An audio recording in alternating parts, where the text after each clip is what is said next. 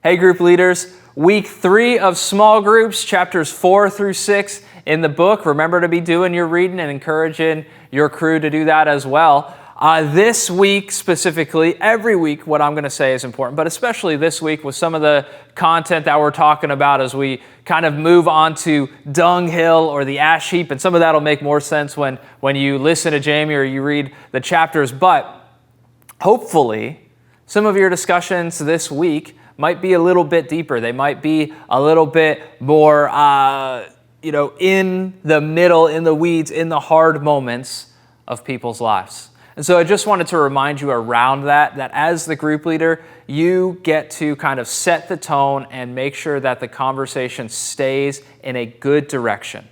Okay, in our groups, it's one thing to share honestly about what you're struggling with or an issue with another person that's causing you grief and difficulty and hardship. It's one thing to share about that and receive counsel and help. It's another thing to just take that moment to gossip about or bash someone else. And as the group leader, we rely on you to kind of call a foul, to hit timeout, to pause the conversation if you need, to say, hey, we're going to redirect here. We're not going to bash somebody. We're not going to talk bad about a spouse. We're not gonna use this time as an excuse to vent angrily about another person. Right? Who knows? Down the line, maybe that spouse wants to come to group. We don't need to create extra baggage around that. Okay? There are ways in conversation. If you're married, you know how to do this in your own life. That I can share about what's going on without casting my spouse in a negative light. And that's the tone that we have to set within our groups. And that can be a friend, a neighbor, a family member, whatever, that I don't cast somebody else in a negative light. But we rely on you and trust in you to be able to stop a conversation, redirect a conversation, or pause it and say, hey, that's something that we can talk about later.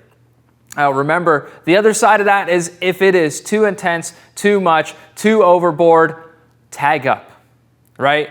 Pause it and say, hey, that's something that you really need to talk about with a pastor. I'd be glad to go with you to talk with one of our pastoral staff at the church, but that's something that's really, it's too much for this group to handle. We're not set up to do that. So let's go find someone together.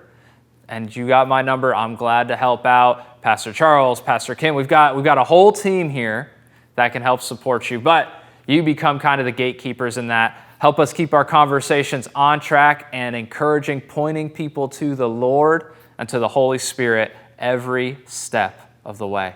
Y'all have a great week in your group.